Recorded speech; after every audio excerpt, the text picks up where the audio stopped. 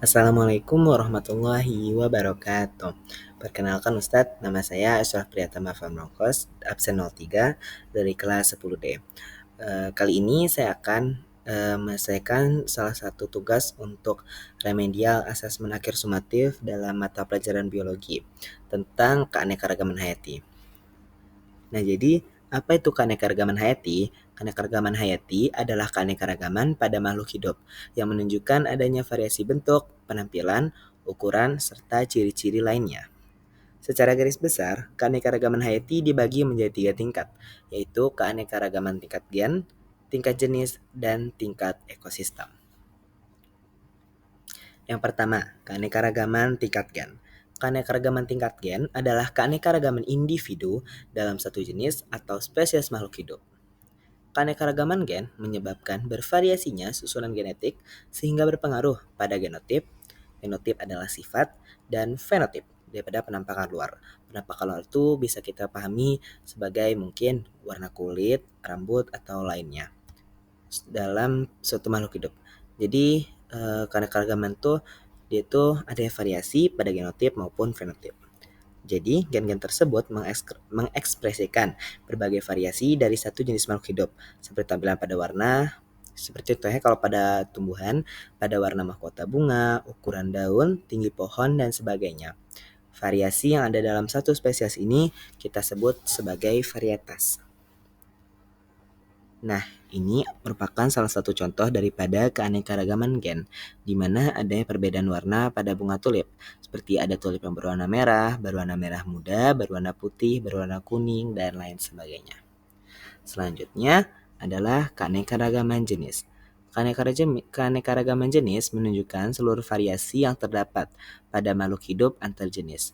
Perbedaan antar jenis pada makhluk hidup yang termasuk pada satu keluarga, famili, lebih mencolok, sehingga lebih mudah diamati daripada perbedaan individu dalam satu spesies. Jenis spesies diartikan sebagai individu yang mempunyai persamaan morfologis, anatomis, fisiologis, dan memiliki kemampuan untuk melakukan perkawinan dengan sesamanya sehingga menghasilkan keturunan subur, fertil untuk melanjutkan generasinya. Nah, jadi kalau keanekaragaman jenis itu dia itu mampu melakukan perkawinan dengan sesamanya sehingga punya keturunan yang subur. Nah, ini merupakan contoh daripada keanekaragaman jenis. Seperti contohnya ada kelapa, pohon lontar, pohon aren, pohon pinang yang merupakan satu keluarga palem-paleman. Selanjutnya adalah keanekaragaman ekosistem. Keanekaragaman ekosistem merupakan suatu keanekaragaman dalam suatu komunitas yang terdiri dari hewan, tumbuhan, dan juga mikroorganisme di dalam suatu habitat. Keanekaragaman ekosistem ini terjadi dikarenakan adanya keanekaragaman gen dan keanekaragaman jenis spesies. Keanekaragaman jenis atau yang bisa kita sebut sebagai spesies. Nah, dalam aktivitas kehidupannya, makhluk hidup tuh selalu berinteraksi dan bergantung pada lingkungan sekitarnya. Ketergantungan ini tuh berkaitan dengan adanya kebutuhan akan oksigen, cahaya matahari, air, tanah, cuaca, dan faktor abiotik lainnya. Komponen abiotik yang berbeda dan menyebabkan adanya perbedaan cara adaptasi berbagai jenis makhluk hidup, yaitu komponen biotik. Hal ini menunjukkan adanya keanekaragaman ekosistem.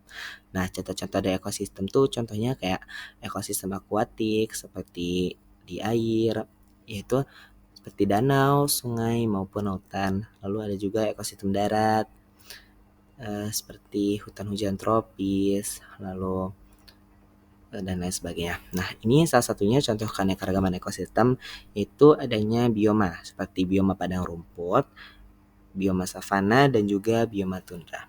Nah, mungkin segitu saja yang bisa saya jelaskan pada hari ini tentang 3 tingkatan keanekaragaman hayati. Atas segala kesalahan, Ashraf ucapkan mohon maaf dan juga terima kasih atas atensinya. Akhirul kalam, wassalamualaikum warahmatullahi wabarakatuh.